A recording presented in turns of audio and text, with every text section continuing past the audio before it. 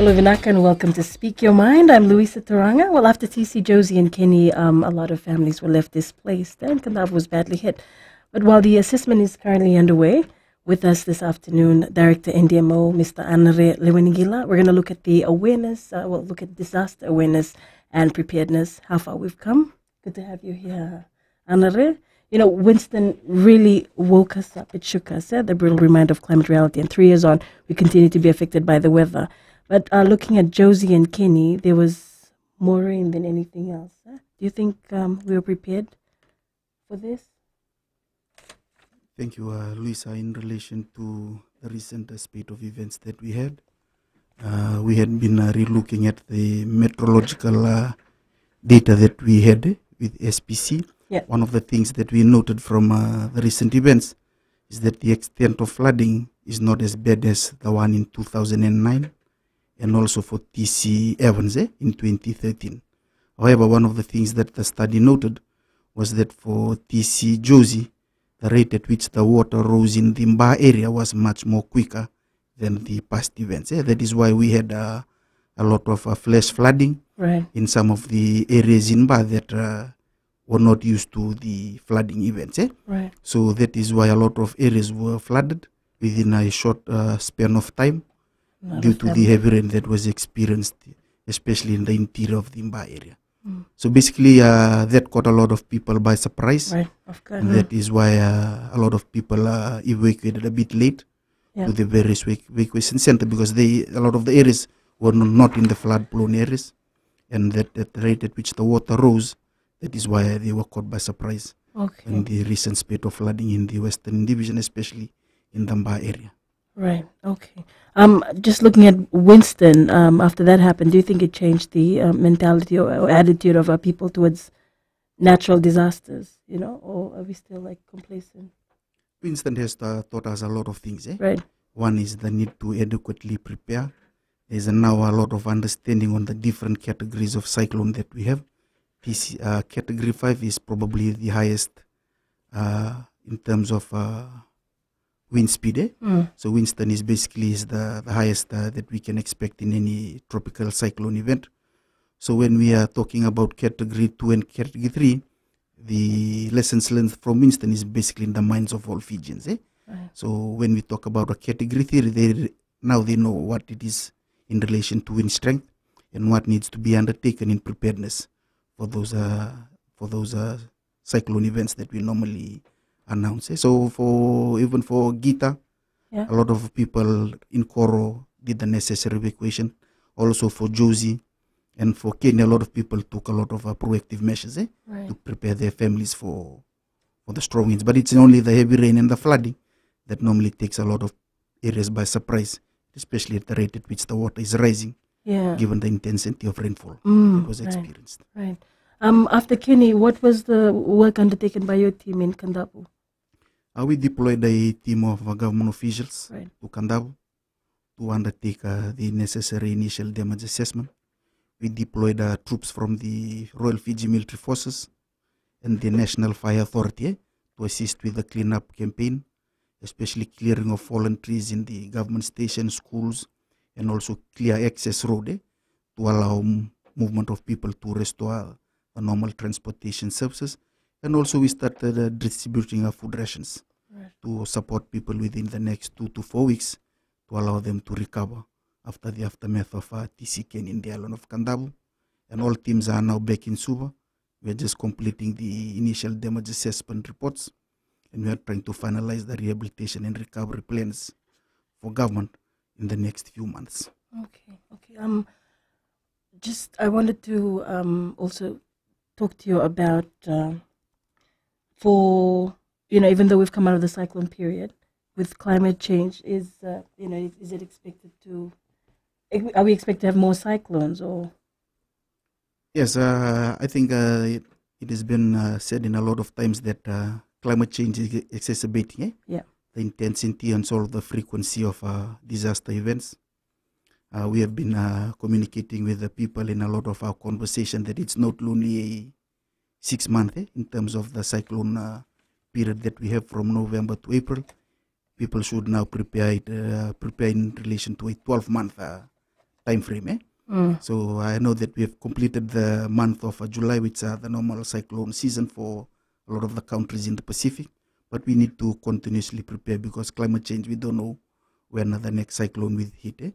So we are urging people to continuously prepare and also to work with government in relation to the advisories. Although it is the cyclone season has completed, there are other hazards that we normally have to look out for, like droughts, rising sea level, and high swells that are normally brought about by the different weather patterns that we normally face. So it's normally a 12-month work now, and we need to continuously prepare for any event that will come our way within this 12-month period. Okay. When you say prepare, do you think our infrastructure, like of homes in the villages, are they built to be cyclone proof, especially after Winston? I mean, we assisted them in, the government assisted them in giving them building materials and all this, but that's one thing. Another thing is that they build, when they rebuild, it's according to it's cyclone proof, homes.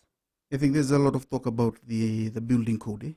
I think one of the things government is aware about is another fallibility of putting structures.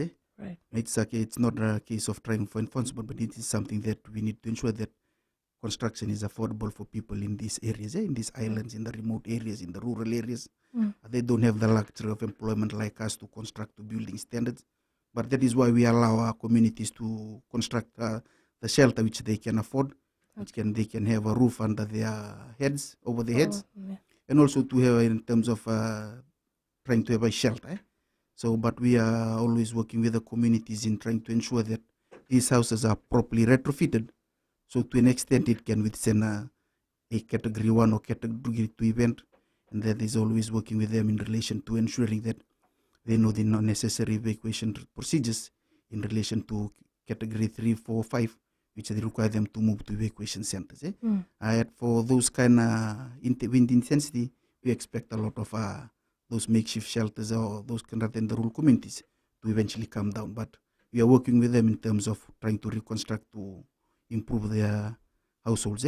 So that is why government is implementing a lot of programs like the rural housing assistance to ensure that people can afford some of the cyclone standard buildings. Okay. You're on Speak Your Mind. We're going to come back shortly after the break, and we're going to talk about the role of the NDMO. With me in studio, Director NDMO, Mr. Andre Leweningila.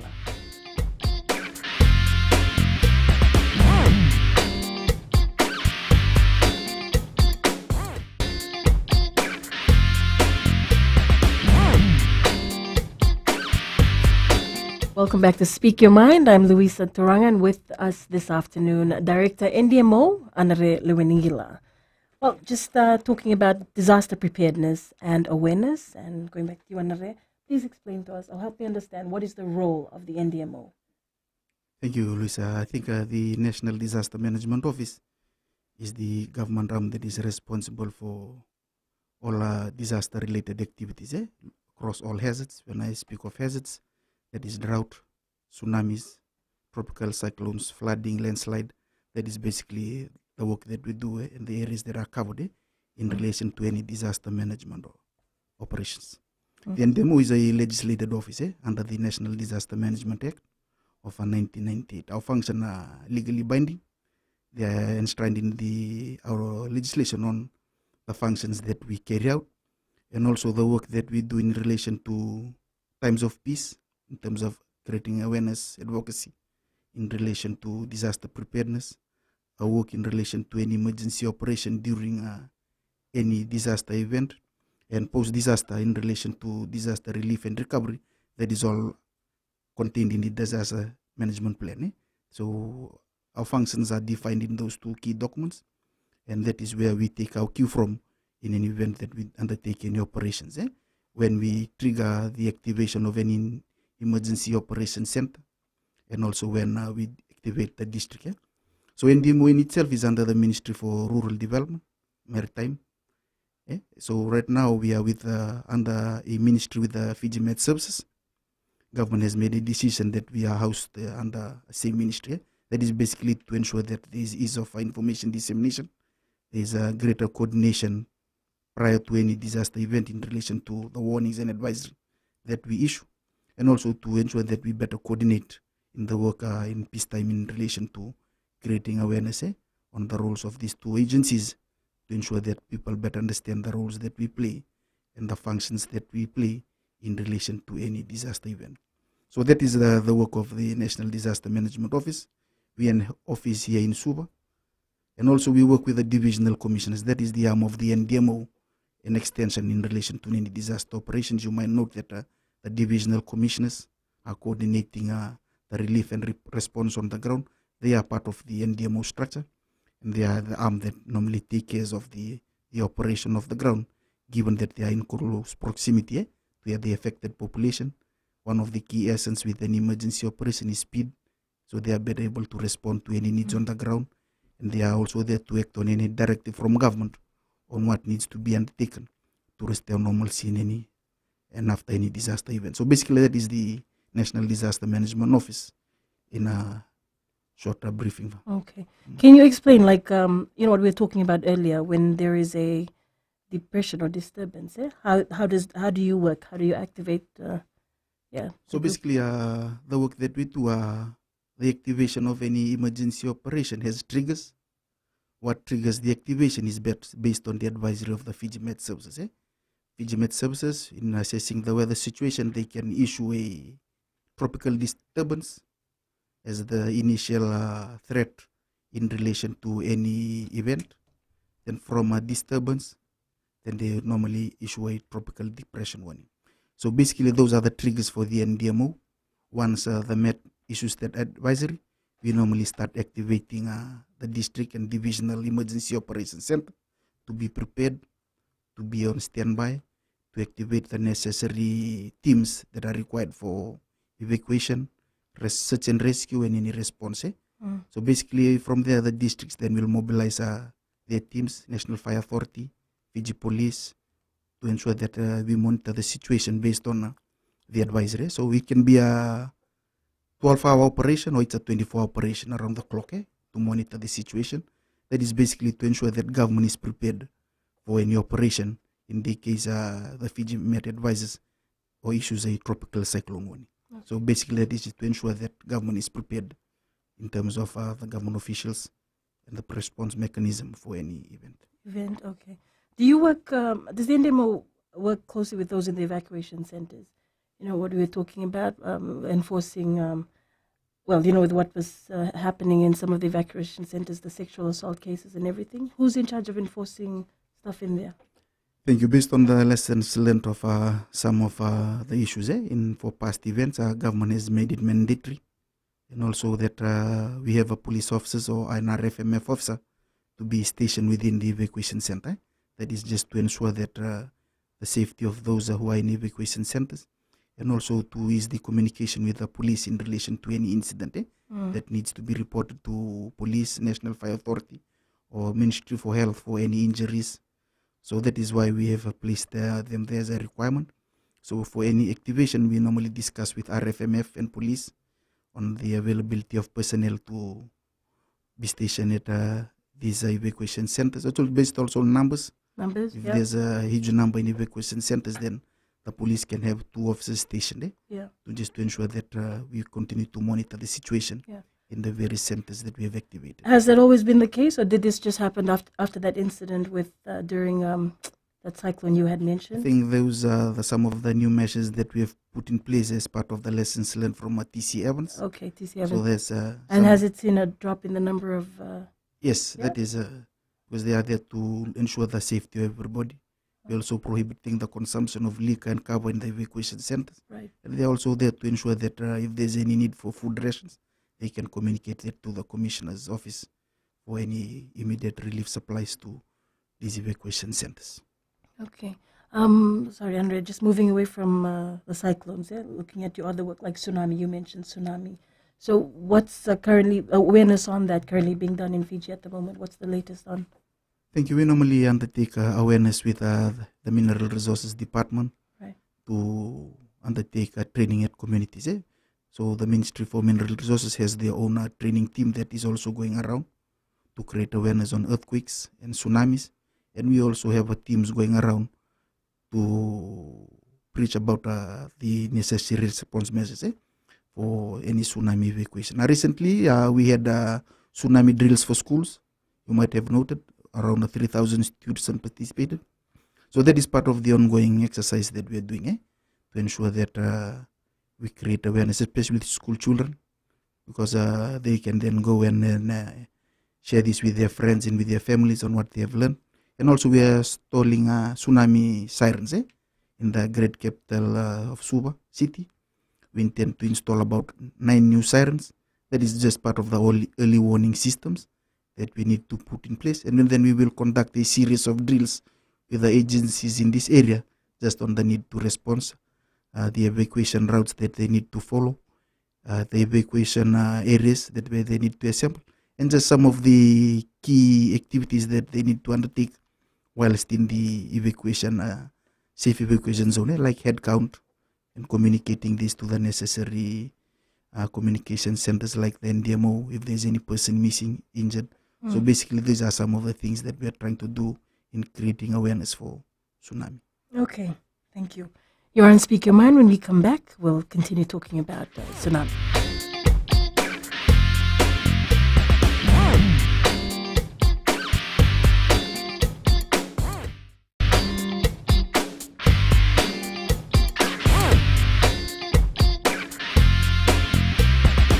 Welcome back to Speak Your Mind. I'm Louisa Turanga, and with us this afternoon, Director NDMO, Andre Luengila. We're talking about disaster preparedness and awareness, and we're going to continue talking about, tsunami, the early warning systems. Andre, can you tell us more about the sirens? Oh, you know, what we were saying earlier, like I experienced this once coming on the bus from the west, and there was a tsunami warning, but I didn't know. And even I don't know what the siren sounds like. Thank you. I think one of the things that we are working on the advocacy part is sirens is one part of the early warning system. One of the things that we are also trying to send out in terms of the awareness is there are natural signs. Right. So once we have an earthquake where we feel the tremors, there's bound to be some indication of whether a tsunami will occur. One is that the waves will start moving, the waves will go back, draw towards out into the sea. So for people who are in coastal areas, that is an indication that a tsunami is likely to occur after an earthquake. And also another traditional sign is just you will see the birds start to flying inland, because they are out at sea and they sense a different atmosphere out in sea and they start to flock towards the inland part of islands. So that is an indication that there is also something that is likely to occur. So those are the traditional signs that we need to look out for eventually when we experience an earthquake. And then there is the early warning system, just to ensure that we understand the threat level, just to help us prepare for the imminent threat. So it's a signal.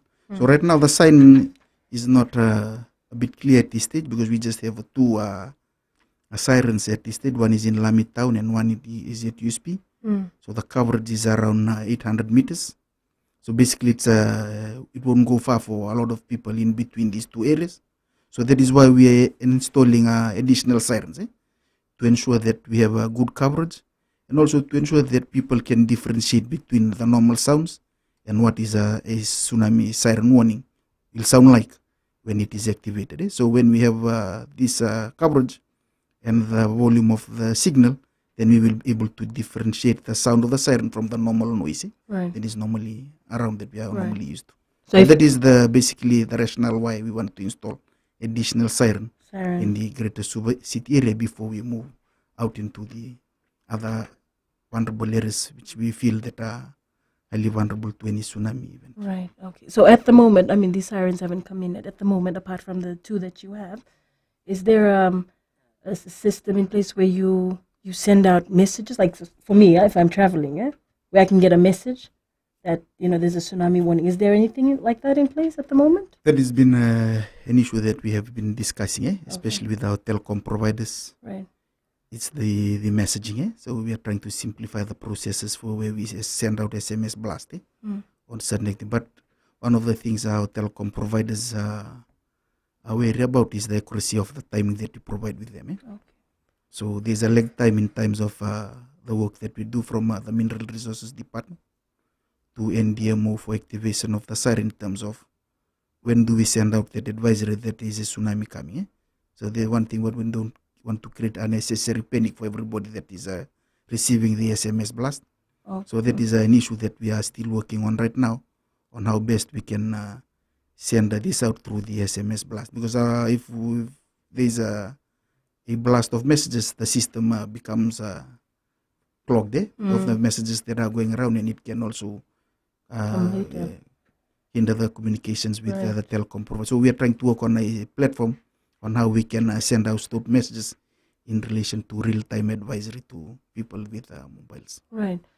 Just in the case of a tsunami warning, like for us here, where's my spot from here? There's a designated evacuation route and a designated evacuation assembly area. For a lot of the areas, it's just based on the elevation. Right. We have a 10-meter map and also a 20-meter map. Okay. So that identifies the safe zone. So those are the things that we are in the training that we are doing to all the agencies. That is something we want them to identify themselves with, their routes, and also the evacuation. A lot is just on the, when we talk about 20 meter, it will be along Selborne Street, Knowledge Street. That is where we normally, Peninsula, those are high areas. Yeah. So for example, in Veuto, they have to come right up to Batuanga Primary. Right. So those are some of the elevation maps that we have to signify the areas where it's safe for evacuation that we need people to. Right. So in the greater Suva city area, it's towards the hill behind us. Right. And also Reservoir Road for those in Walubi area. And towards the hospital for those in the... So those are the areas that we have designated as exemplary areas for.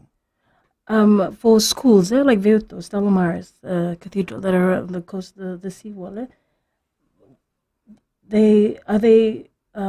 because my son is there, so when there's a tsunami warning, do I just go to my thing, or do I go there, pick him up and go? One of the things we are trying to do through the warning, the drills that we are undertaking with schools, is that we are trying to send the parents also a message. Sometimes they feel about the safety of their students in these schools. But one thing we are trying to send out is that by practicing with the students, we can give the parents some comfort to know that the students know what to do in the event there is a tsunami drill and there is an assembly area. Rather than going straight to the school, we are trying to tell parents to go to the assembly area. And also not to go to the assembly, but for everybody to try and ensure that they are safe. Right. Because by doing drills with students, we are ensuring that any event, they will be safe from any tsunami event. And we don't want parents to be traveling along the seawall to the schools. They put everybody, emergency operators, everybody in harm's way when we are trying to evacuate everybody to the safe zone of around the 20-meter elevation. So that is why we want people along the vulnerable areas to always move to the safest zone, because that is why we are doing the awareness for all these people to understand. And like you've been doing drills with schools and everything, how effective is this? Because I think one of the tsunami warnings after that same afternoon, the kids all go back to the bus stand to catch the bus, and it's in that area. But they were supposed to stay up there until we saw some students in the bus stand. It's just a normal learning process that we are trying to do. We are trying to do that with schools. We are also working as emergency operators to ensure that we know our responsibilities for any requirement, for any drill. For example, for any tsunami drill, we will require to do road closures. So right now we are not doing road closures just to ensure that we have light evacuation. Because if you do road closure, there will be a lot of congestion in Suva City.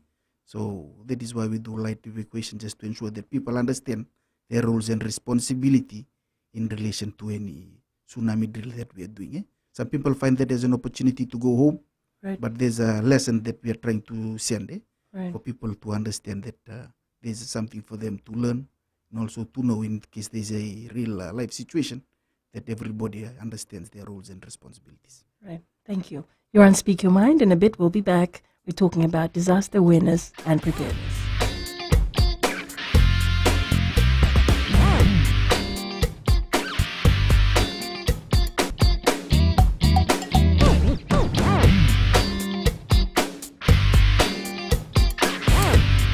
Welcome back to Speak Your Mind. I'm Louisa Taranga, and with us this afternoon, Director NDMO, Anarele Wenigila. We're talking about disaster awareness and preparedness. We just finished on the last segment talking about the tsunami early warning systems, and we're going to go to, the floods. We experienced a lot of that with the recent depressions, and Josie and Kenny. So I was reading up on the Navua Flood Early Warning System Plan and Response Plan. If you can just share more about that. I think the early warning system and response plan for Navua, we have monitoring gauges along the Navua River. That is basically to monitor the water levels. There's a hydrology department with the Fiji Met Services. Right. We also have hydrology with the Water Authority of Fiji. These are the agencies that are monitoring the water levels. So basically that is the information that we exchange with the Fiji Met Services in relation to any emergency operations, to better inform when we respond with communities on the need to evacuate. So basically that is the various levels that we need to be aware of. There's a critical level that we need to always monitor when there is high rainfall within these areas. Is there a system also in Nandi? We have these systems, early warning systems in Nandi, in Bar River, that are being used by the Fiji Met Services. However, some of these are not working. There's been a lot of people removing the solar panels, and it is affecting the ability for the Fiji Met Services to continuously monitor. So some of them we are currently maintaining to ensure we get them back online. But because they are in a very isolated areas, critical points for measuring and monitoring water levels. So we are still working on trying to ensure better security for these equipments because of the important role that they play in early warning. So we are working with a lot of this river system on installing early warning to better inform the work that we do in relation to water levels in these various rivers and streams that we have. Okay. I had a question from Colinio in Deumba about the Navua River. Well, according to him, there's an irrigation system in place that they reckon worsened the floods in the area, and the families have petitioned to do something about this. Well, what are your thoughts on that?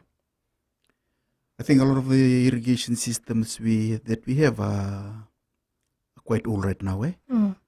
They were there for when they were under the Ministry for Agriculture. Right. So right now there's a lot of activity too within these irrigation areas. I think a lot of the canals, they are not properly maintained, so that is why in some areas the waters are not flowing where the way it's supposed to go in relation to moving water out into the sea. There are some areas that are blocked. Certainly there's a need to relook at the irrigation infrastructure in Navua to ensure that we can channel a lot of the water back into the river system. To ensure that those areas inside are not flooded. That responsibility is now with the Ministry for Waterways. I'm sure that they will relook at some of these flood-prone areas to map out strategies to ensure that we minimize flooding in these areas. Right. When you say infrastructure, the same thing was said from Marika and Ba Town. I was telling you earlier about a building he said that was in Rakiraki Town that happened to... Ever since that building went up, it seemed to flood more in Rakiraki. You were saying something interesting about... Yeah, I think in our discussion with the Commissioner Western, there's a lot of history about that river system in Rakiraki. Right. I think he spoke to some of the elderly who understand the topography of Rakiraki. I think in the days of CSR, they diverted that river system. So that is affecting the flow of the water back into the sea. So by that diversion, altering the flow of the river system is causing a lot of flooding in those areas. I think that building could now be a contributing factor, but we have to understand the history behind that river system to better understand some of the measures that we need to put in place to ensure that we minimize flooding. Also, we'll have to look at upstream activities. In Rakiraki River, if you go there's a lot of fallen trees that is disrupting the flow of the water So there are some work that needs to be undertaken. As again, the Ministry for Waterways is looking into that. They will ensure that the proper measures are undertaken to ensure that flooding is minimized in this area. Yeah. And what's currently happening in Nandi? At one stage they were dredging, I think. No? I think dredging is an ongoing program with the Ministry for Waterways. They are trying to ensure that they remove silt from some of the areas, just to ensure that they continue to maintain the flow of water into the rivers to ensure that we minimize flood during high tide. So that is a work that is an yearly activity. They normally program the various rivers that they undertake based on the assessment of the sedimentation and silt in these various river mouths to ensure that it is continually dredged to minimize, to support the flow of water within these major river systems. Okay. You're on Speak Your Mind. In a bit, we're going to come back and we're going to talk about disaster awareness and preparedness. Again with us this afternoon, Director NDMO, Anare Luwenigi.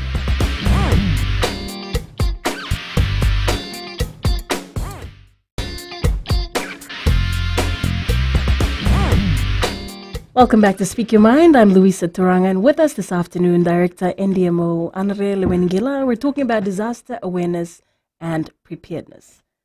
Back to it. Mr. Luwenigila, what's the current activities currently underway by the NDMO in relation to what just happened at TC, Kenny and Josie?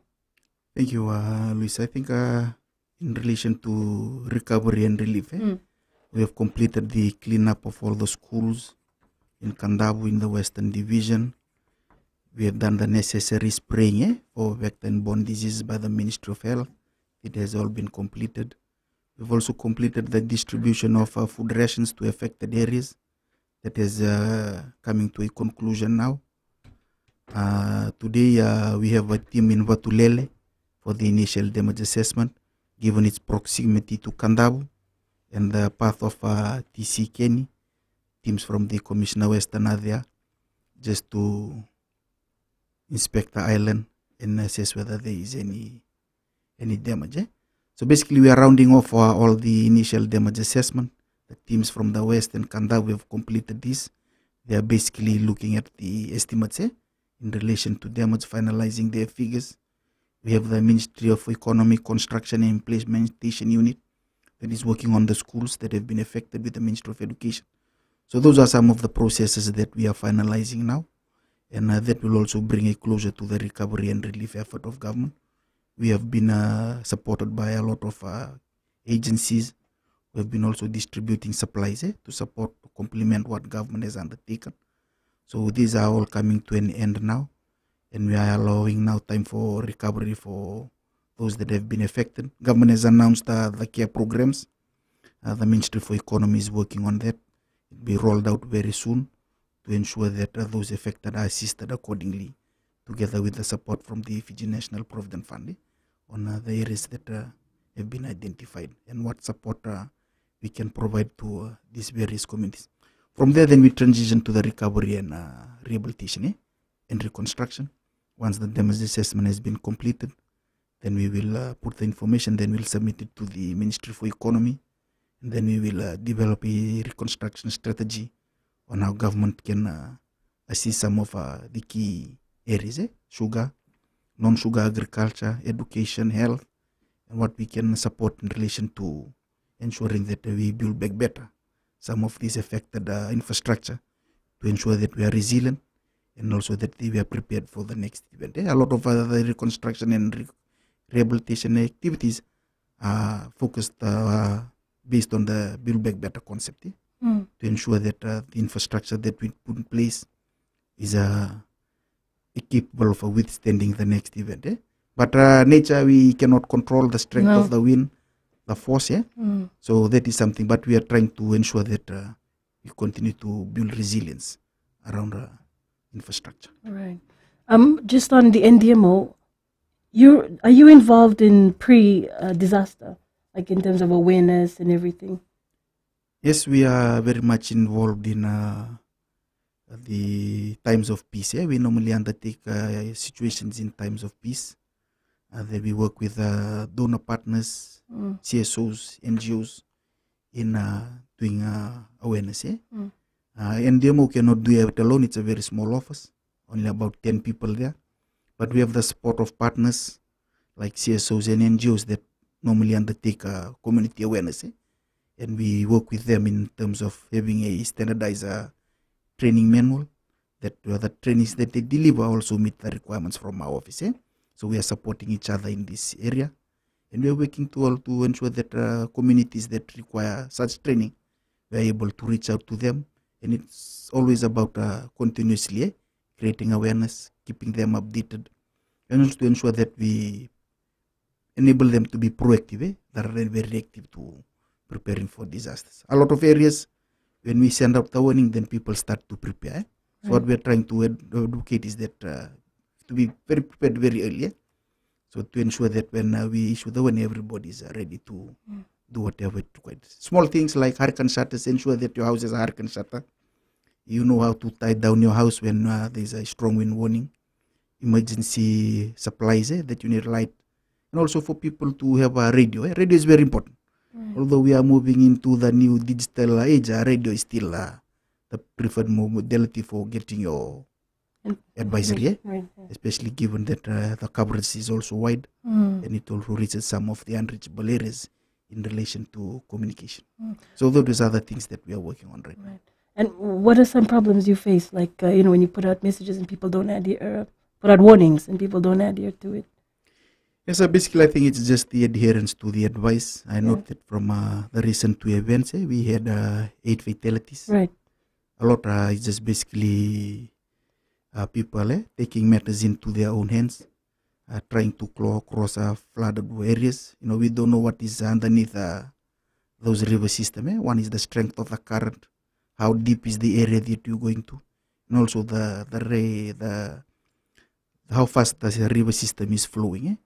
So there is an area that is always important for people to understand in any flooding situation.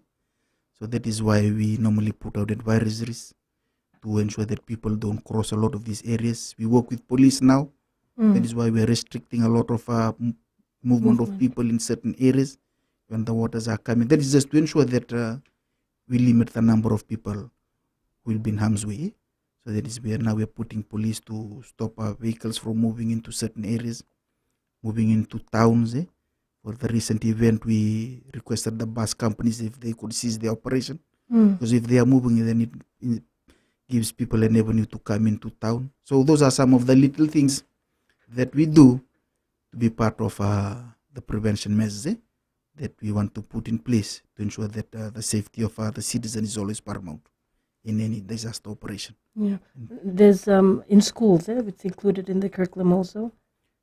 Yes, that is something we are working with the Ministry for Education to ensure that some of these preparedness measures are inculcated into the school curriculum to be part of their learning process, just to ensure that they understand some of the basic things that they need to do at the household level. Basically, through when they continue to grow up, this is something that they fully understand and also can share this with their families, household friends, to ensure that we spread the message of being preparedness messages in relation to any disaster event. Well, we're going to wrap things up shortly, but is there anything you'd like to add, Mr. Lewinigila? Well, there's nothing else that I would like to add, but at this point I want to thank all our key agencies that were involved in the recovery, the National Fire Authority, Police, RFMF, for the effort that was given to ensure that we continue to work together during these disaster events. These are very important that now collaboration. Yeah. And we thank them for the effort in during these 2 recent events. Yeah. Okay. Well, we're wrapping things up on Speak Your Mind. I'm Louisa Taranga. Thank you so much, Mr. Lewinigila, for being here today and for sharing more about disaster awareness and preparedness. You can join us next week. But from the team here at Gold FM and the Speak Your Mind team, I'm Louisa Vinaka.